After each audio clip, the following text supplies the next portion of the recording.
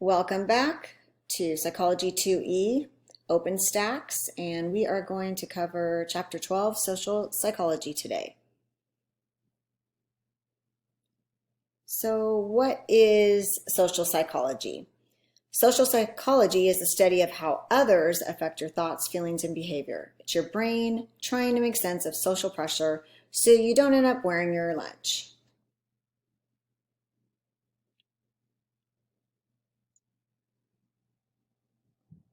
Social psychology is the art of figuring out why you copy strangers, believe that things on social media are true, and somehow still judge people for spelling errors in group chats.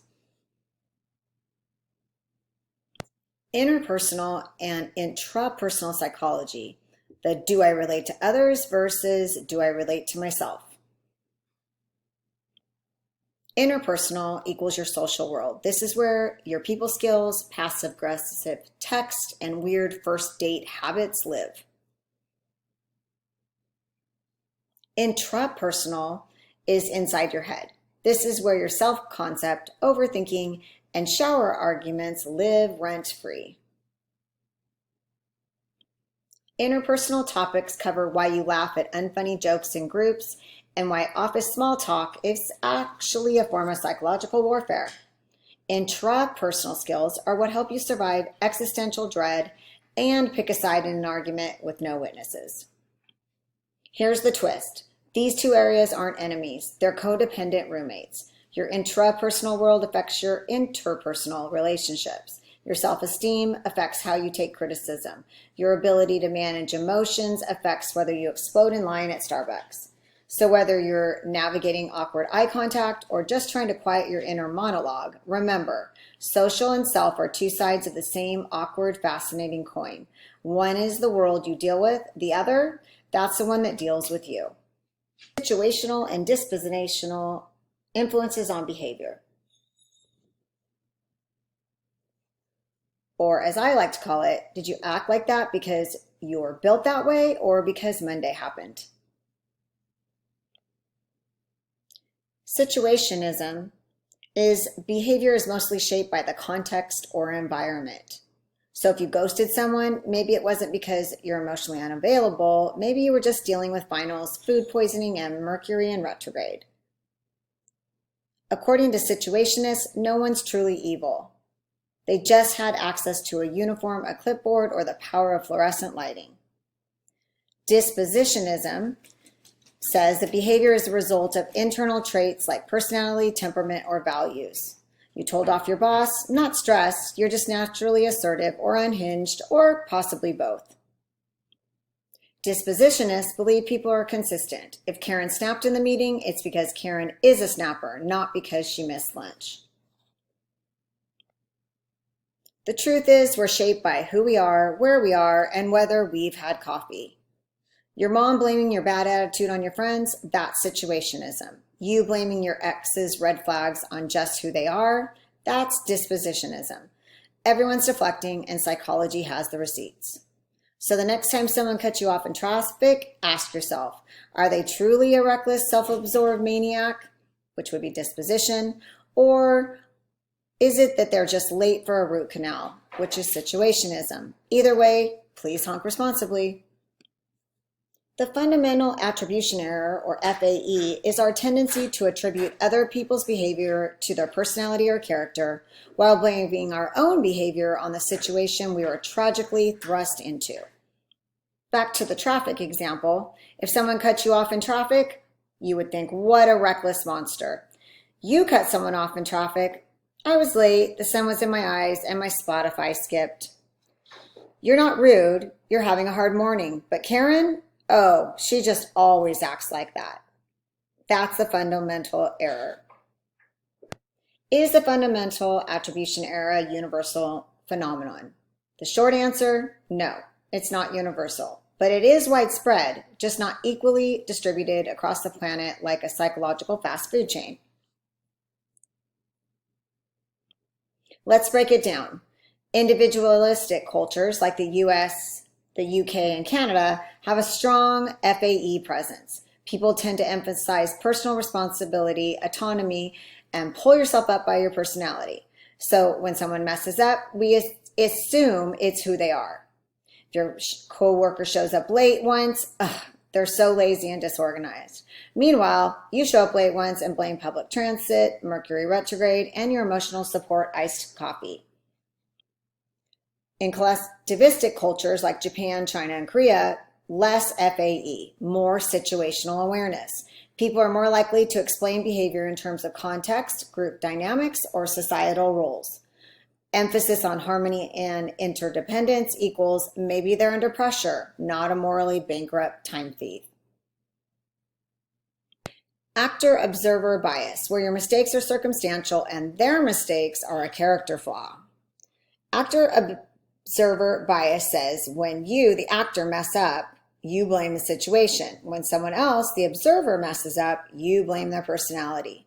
It's like being in a movie and saying, I tripped because the floor was slippery, while watching someone else trip and going, wow, clumsy much? As the actor, you see your full story, thoughts, feelings, and that epic sprint down the hallway. As the observer, you just see the outcome. They relate. No inner monologue, just judgment. Your brain gives you context and gives others a performance review.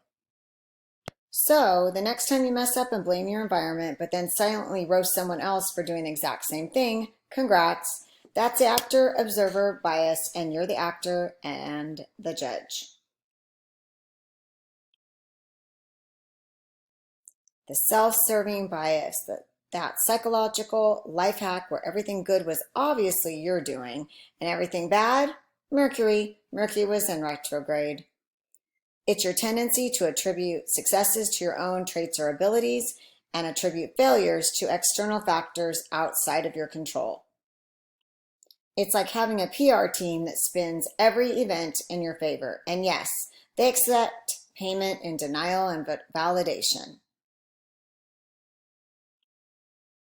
So the next time something goes right, bask in your glory, but maybe leave a little room for luck, support, and the fact that nobody succeeds alone.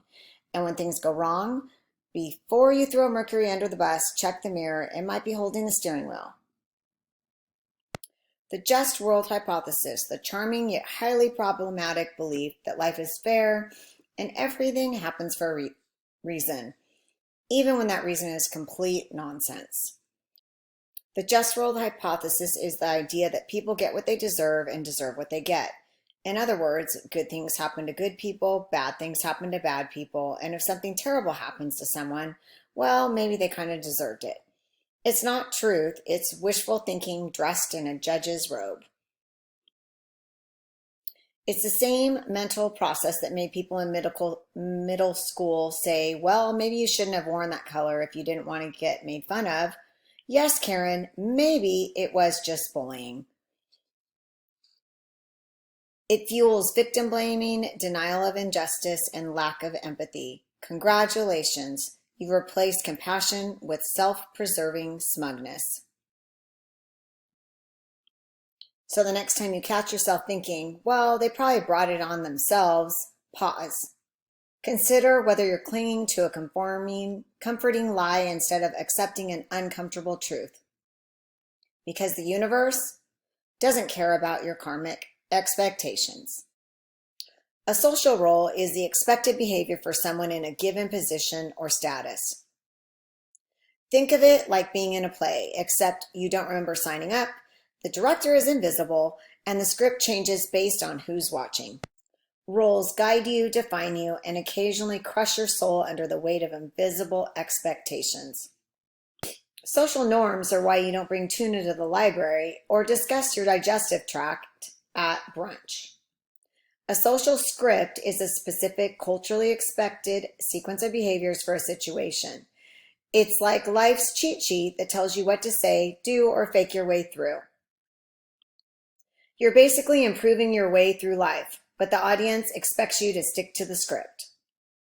Breaking social norms is like farting in an Uber. It's not illegal, but everyone's going to remember it. Social norms and social scripts are the invisible choreography of daily life brought to you by centuries of awkward trial and error. Social norms are the shared expectations about how people should behave in specific situations. They're not laws, but if you break them, society will look at you like you just licked a stranger's elbows. They're like society's unspoken code of conduct with the fine print tattooed on your soul. So whether you're nodding along in a conversation you don't understand or pretending not to notice someone's headphones fell in the urinal, thank social norms and scripts for guiding you through life like a GPS with judgmental eyebrows.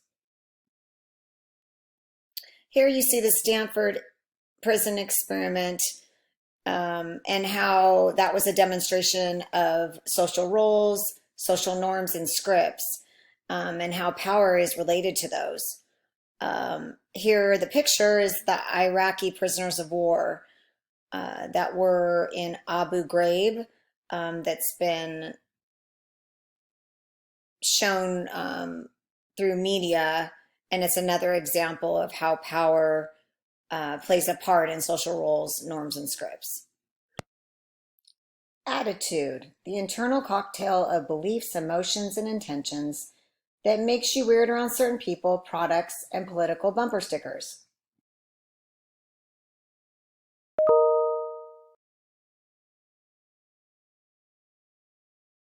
It is a learned tendency to evaluate something, a person, object, idea, or event, in a certain way. There's three components: affect, behavior, and cognition. Yes, it's called ABC model because psychology loves being cute. A is for affect, how you feel about something. You love pizza. I hate Mondays. That squirrel gives me the creeps. B is for behavior, how you act toward it. You order pizza every week. You refuse to talk before noon. You cross the street to avoid Squirrelzilla. Cognition, what you think or believe about it. Pizza is a superior food group. Mondays are cursed. Squirrels are plotting something. It's like a personality sandwich: thought on top, emotion in the middle, and behavior on the bottom, and judgment spread evenly throughout. It's like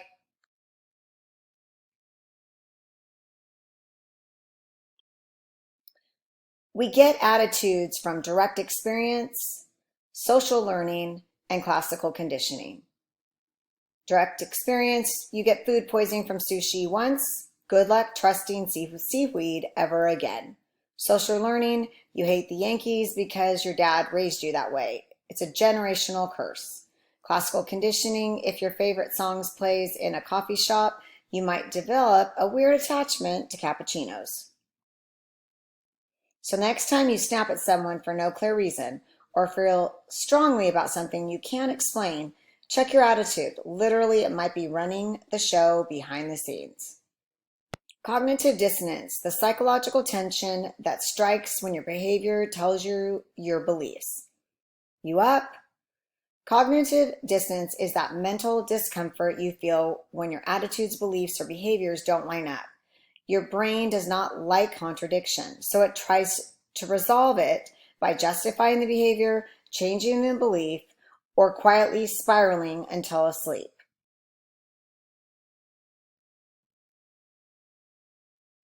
It's your mind saying, I'm a good person, while also remembering that you screamed at the barista over oat milk.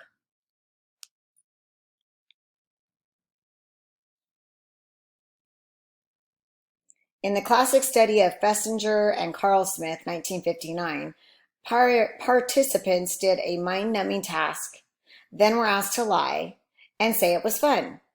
Group 1 paid $1 to lie, reported it was actually kind of fun. Second group paid $20, admitted it was boring. Why? The $1 wasn't enough to justify lying, so they changed their beliefs to avoid dissonance. The $20 group had a solid excuse. Cash is a great conscience cleanser.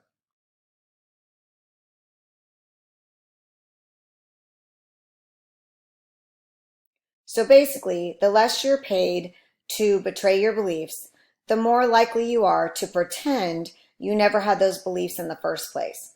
Capitalism 1, integrity 0. If you've ever eaten an entire pizza while saying, I'm trying to eat healthy,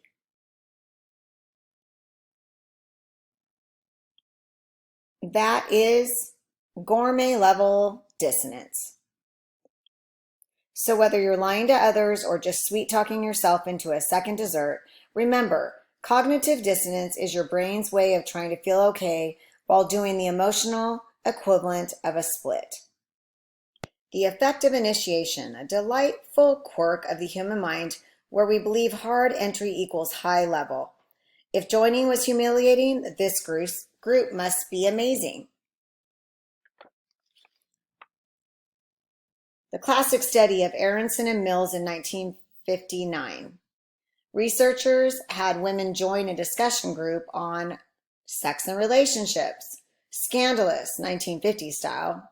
The three groups were severe initiation, read embarrassing sexual passages out loud, mild initiation, read boring neutral words, and third group, no initiation, just show up. They all listened to the most boring discussion ever, deliberately designed to be duller than a tax seminar and a power outage. Result? The group that went through severe initiation rated the boring group as significantly more interesting and valuable. In short, suffer now, glorify later. Like CrossFit, grad school, or watching The Notebook with your in-laws.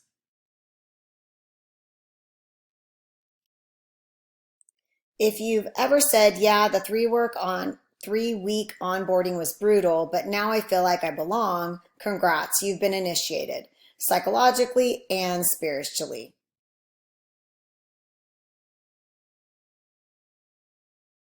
When someone tells you you haven't truly joined until you've been ritualistically humiliated while wearing a burlap sack, just remember that's not tradition. That's the effect of initiation doing donuts in your psyche. Persuasion. How we influence others, how we get influenced, and why you suddenly need a toothbrush that sings to you. It's the process of changing someone's attitude, belief, or behavior through communication. It isn't magic, it's science wearing a charming smile and holding a PowerPoint. According to the elaboration likelihood model by Petty and Cacioppo, there's a central route and a peripheral route. Central route is the thinking person's path. It's based on logic, facts, and quality of arguments. Works when people are motivated, focused, and not scrolling TikTok. An example, I believe climate change is real because I reviewed peer-reviewed articles and data charts, also graphs. The peripheral route is the shiny object shortcut, based on superficial cues, attractiveness, celebrity endorsement, catchy music. Works when people are distracted, rushed, or have the attention span of a squirrel on espresso. An example, I bought this moisturizer because a supermodel winked at me on TV. I am now invincible.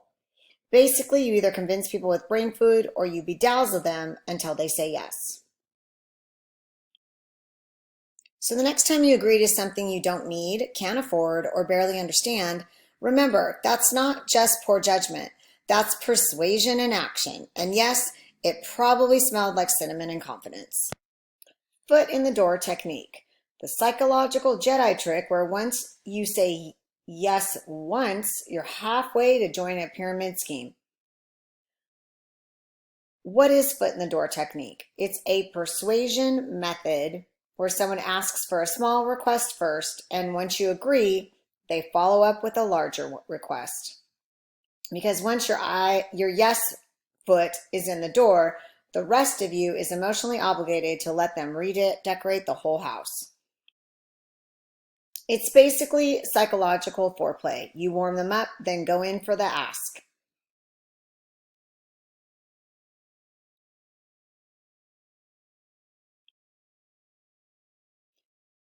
So the next time someone asks you to do something small and innocent, ask yourself, are they easing in for the big ask or just bad at estimating favor size? Because once that foot is in the door, your time, wallet, and weekend might already be gone. Conformity is the change in behavior or belief as a result of real or imagined group pressure. Not because you agree, not because it's logical, just because everyone else is doing it. It's how we evolved from tribal survival to awkwardly saying, bless you, in a meeting just because no one else did it first. Solomon Ash had people compare line lengths. The catch? Everyone else in the room was in on the lie. The real participant sat last. Everyone before them confidently gave wrong answers. Result? Over one-third of participants knowingly gave the wrong answer just to avoid standing out. Imagine looking at 3 lines, knowing which one is right, and still going with line B because Chad said it first. That's the power of conformity. And Chad. The greater the majority, the more likely an individual will conform. If you have another dissenter, it causes conformity rates to drop. Public responses cause more conformity than private. 2 types of conformity are normative social influence and informational social influence. Normative is going along to be liked or accepted. Informational is going along because you think they know something that you don't. Some real-life examples are fashion trends, group laughter, and standing ovations. So the next time you catch yourself nodding along, clapping politely, or saying you also love ska revival bands, pause. Ask yourself, do I actually believe this, or am I just socially flinching? As stated earlier, normative social influence is going along to be liked or accepted. So an example, I hate this song, but it's playing at every party and I don't want to be exiled. Informational is going along because you think they know something you don't. Example, maybe they're all walking into traffic for a reason.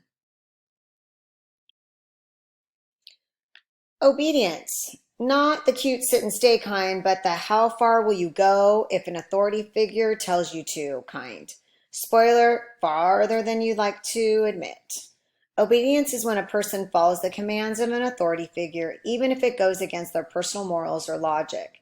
Not a request, not a suggestion, a command, with just enough pressure to override your inner Jiminy Cricket. Basically, your boss says jump, and your brain's like, how high and should I bring stacks?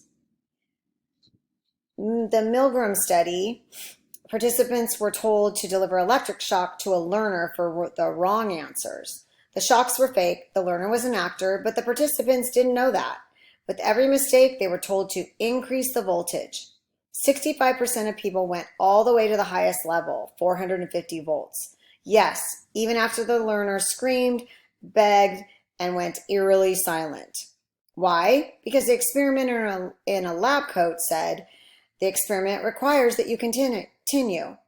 And apparently that works better than any threat or bribe. Science. One morality curled up in a fetal position. Why do people obey? Authority bias. We're wired to respect authority. Diffusion of responsibility. I'm just following orders. It's not my fault. And gradual escalation. Start small, increase slowly, and by the time things are awful, you're in too deep to back out. So the next time someone in a lab coat, uniform, or suspiciously confident pantsuit tells you to do something shady, ask yourself, is this right? Or am I just afraid to say no? Because obedience is easy until the guilt invoice arrives.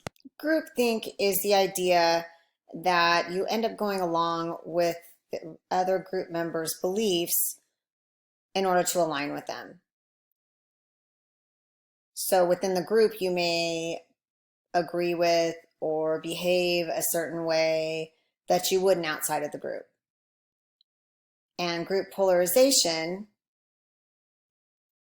is when your idea is strengthened within the group, but you may question yourself if the group doesn't go along with you. So, example, if you find somebody attractive, but the rest of your friend group doesn't agree. Social facilitation and social loafing, proof that humans are both competitive show-offs and freeloading gremlins depending on the group project. Social facilitation is when your performance improves or simple or well-practiced tasks just because other people are watching. Basically, you run faster, lift more, or type like a caffeinated robot when you know someone's watching. Because nothing says motivation like someone silently judging your treadmill pace. Social loafing is when people put in less effort when working in a group compared to working alone. If you've ever done 90% of the group project while Chad wrote the title slides, congrats, you've been loafed on. It's a psychological version of hiding behind tall people during dodgeball. So whether you're thriving under pressure or hiding behind the overachiever in your group, just know social facilitation and social loafing are two sides of the same socially anxious coin. One makes you a star, the other makes you dead weight with good excuses.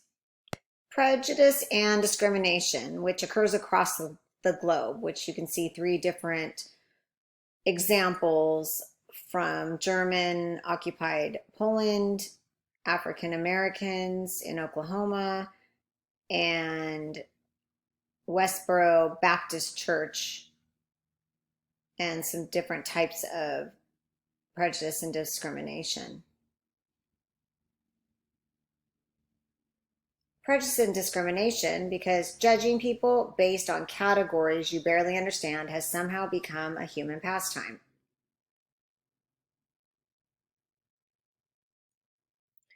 Because yes, they're related, but no, they're not twins. More like toxic cousins at a family barbecue. Prejudice is a negative attitude toward a group and its members based on beliefs and feelings, not facts. I don't trust people with man buns. That would be an example. Discrimination is unfair behavior towards someone because of their group membership. Example, refusing to hire someone with a man bun. So prejudice is a thought bubble, and discrimination is when that bubble bursts out of your mouth and ruins someone's day.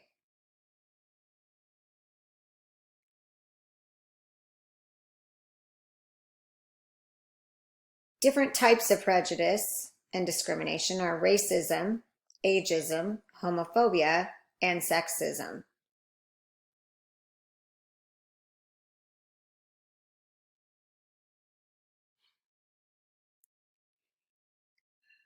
There's explicit and implicit racism. Explicit is conscious and controllable. Implicit is unconscious and uncontrollable. So the implicit would be something that maybe you see somebody and you have a thought. So it's an unconscious, the thought that you had comes from an unconscious place. And it may be something that you don't even consciously think about, if that makes sense. So you maybe move away from somebody because you think that maybe they smell because maybe they look homeless. So it would be unconscious. So explicit racism isn't as common, but implicit is. There's also prejudice and discrimination about people of certain ages, and it's usually against older people. Homophobia against people that have different sexual orientation than yourself. And sexism based on somebody's discrimination based on somebody's sex. So as you see here, this soldier may not get the same respect because she's a female. Self-fulfilling prophecy and confirmation bias, the psychological equivalent of I knew it and because I made it happen. They're like the Batman and Robin of biased expectations, quietly running the background software of your brain while you go about your day thinking you're being objective. Spoiler, you're not. So let's give these two twisted logic gremlins the full podcast style treatment where your brain gets called out for believing in its own recycled nonsense.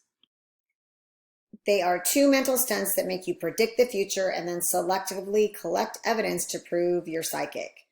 A self-fulfilling prophecy is when your belief about a situation or person causes you to act in ways that make that belief come true. You're not just predicting the future, you're building it out of awkward assumptions and nervous energy. So if you think your new coworker doesn't like you, you might act cold towards them. They pick up on it. They avoid you. You say, see, I knew they hated me. It's like creating your own drama and then acting surprised when it shows up. Rosenthal and Jacobson's study in 1968, teachers were told that certain students were bloomers, even though they were randomly selected. Those students ended up performing better. Why? Because the teachers believed in them and unconsciously gave them more attention, encouragement, and opportunities. Translation: if someone tells you you're smart, you just might become smarter, unless it's your mom. That one's contractually obligated. Confirmation bias is the tendency to search for, interpret, and remember information that supports what you already believe and ignore the stuff that doesn't. If I already think it's true, I'll find a way to make it look true, because who needs objectivity when you've got vibes? So you believe left-handed people are more creative, so you notice every artsy lefty but ignore all the accountant ones. Confirmation bias is your brain's favorite yes man. It edits reality like a desperate publicist. Together, they're a match made in mental mayhem. You believe something, you act on it. Self-fulfilling prophecy. Then you gather proof that it's true. Confirmation bias. Congratulations, you've created a self-validating loop of nonsense. And now you're convinced your ex really is the villain in every timeline. So next time you just know how something will turn out, pause. Ask yourself, did you predict it? Did you cause it? Or did you just ignore the evidence to the contrary because it was emotionally inconvenient? In-groups, out-groups, and the aggression that bubbles up when you love your people just a little too much. In-group is the group you identify with. Could be your family, nationality, political party, Hogwarts house, anything you say we about. Out-group is the group you're not in, also known as those people.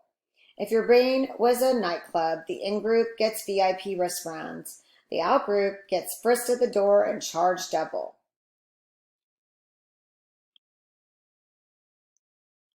In-group bias leads to favoring your group even if they're objectively terrible, excluding or stereotyping the out-group, justifying aggression, especially when group status or values feel threatened. And this is where aggression can come in. Hostile aggression is fueled by emotion often directed at outsiders. Instrumental aggression is calculated and used to maintain group power. Cough, cough, office politics. It's like your brain is playing capture the flag, but with moral superiority.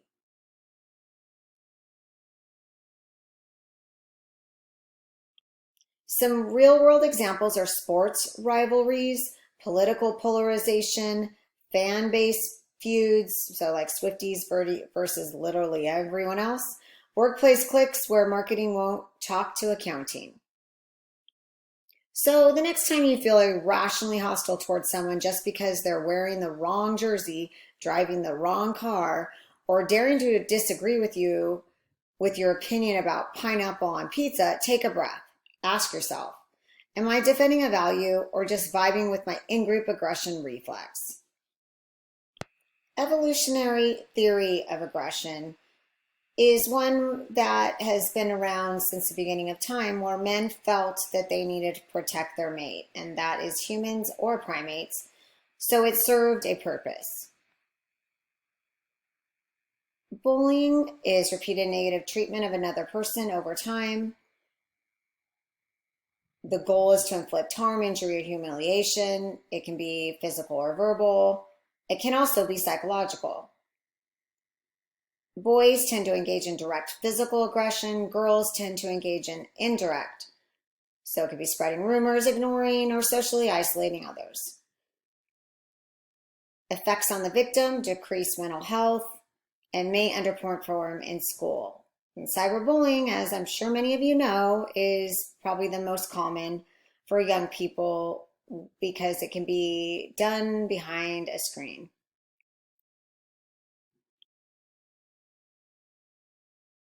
The bystander effect, that creepy, quiet, and all too common situation where you, me, and everyone else becomes useless statues in an emergency.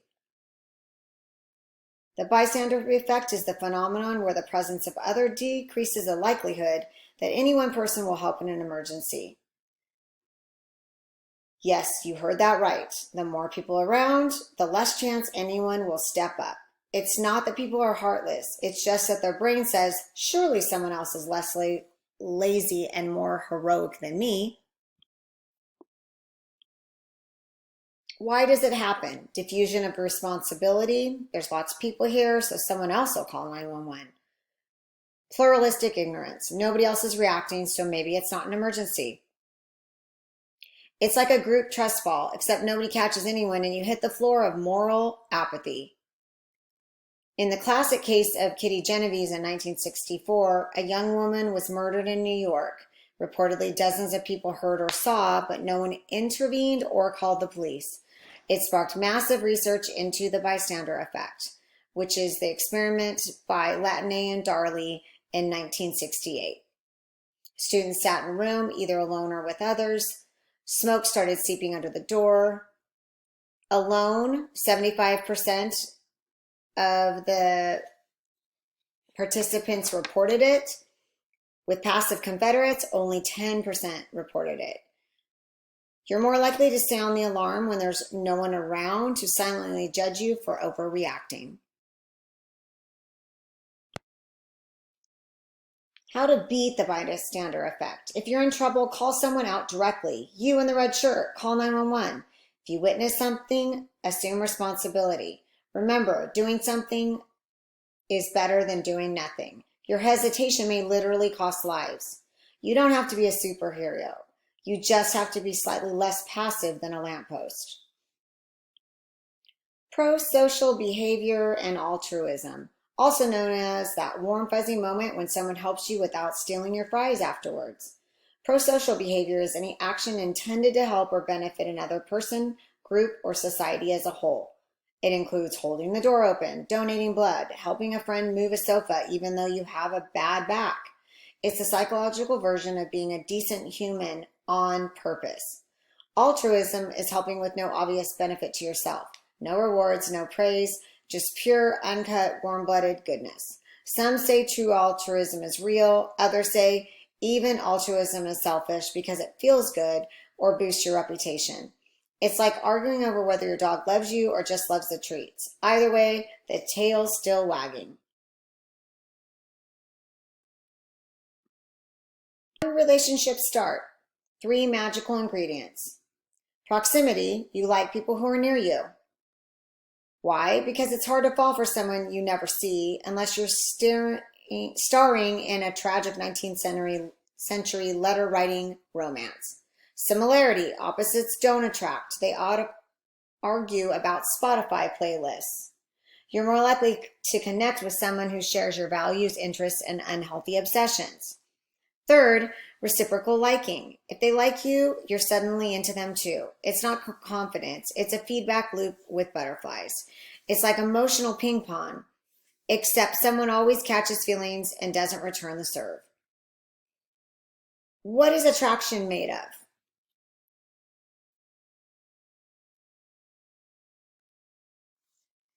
Physical attractiveness. Yes, it matters. More symmetrical, more attractive. Also, we tend to assume attractive people are smarter, kinder, and better at everything. This is called the halo effect, and yes, it's as unfair as it sounds.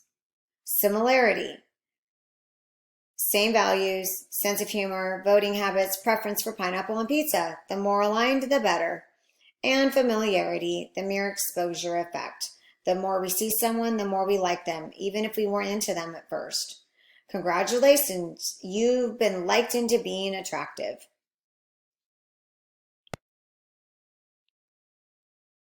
The spice rack of romance, self-disclosure, sharing personal information equals feeling closer. Arousal transfer, you meet on a roller coaster, suddenly they seem hotter. Adrenaline equals attraction, confusion, which equals love at first scream. And matching hypothesis, people tend to pair up with others of similar attractiveness because dating out of your lead leads to anxiety therapy and suspicious glances in restaurants. According to psychologist Robert Sternberg, love isn't some mystical force governed by fate and Hallmark movies. No, it's a triangle, a love triangle, but not the two people fighting over one confused protagonist kind. This one has three components that define the kind of love you're experiencing: intimacy, passion, and commitment. Intimacy is the emotional closeness, connectedness, trust, and bonding. Think, we talk for hours and I actually like your soul. Passion, physical attraction, sexual desire, arousal, the fiery stuff. Think, you walk into the room and suddenly my IQ drops. And commitment, the decision to stay together long term, even when you both have food poisoning and you're out of toilet paper. Think, I choose you, even when you're annoying and it's Tuesday. Sternberg believed that consummate love consists of intimacy, passion, and commitment. So the next time you're feeling confused about your relationship, don't overthink it. Just grab a triangle, label the corners, and check which corners are on fire. Because love is a lot like geometry. Simple on paper, ridiculous in real life. Social exchange theory. Love, but make it transactional. It's the idea that all human relationships are basically negotiations between what you're putting in and what you're getting out. A social psychological theory that suggests relationships are maintained based on rewards and costs. You stay in if the math works, you bail if it doesn't. Yep, your relationship is less soulmates and more, are you still worth the emotional investment?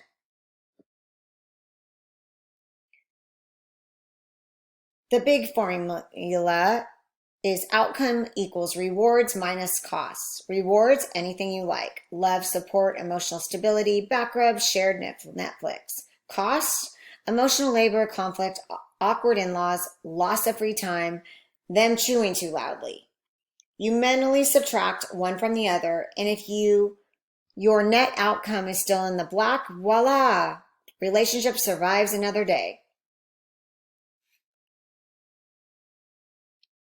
Real life examples. You tolerate your roommate's mess because they're hilarious and they do dishes. The cost is less than the reward. You ghosted a date because they monologued about NFTs. Cost is greater than the reward. You stayed in a bad relationship because your CL alt was dying alone surrounded by cats. Relatable. The problem with treating love like math, not all costs and rewards are easily measurable. People tend to overestimate their own effort and underestimate their partners. You can become a relationship accountant, constantly recalculating every tiny sacrifice. Imagine ending a relationship with, sorry, but your return on investment has plummeted since Q2. We're pivoting to someone who texts back faster. Because social exchange theory is a great lens for understanding relationships, just don't forget you're dating a person, not filing your taxes. See you next time.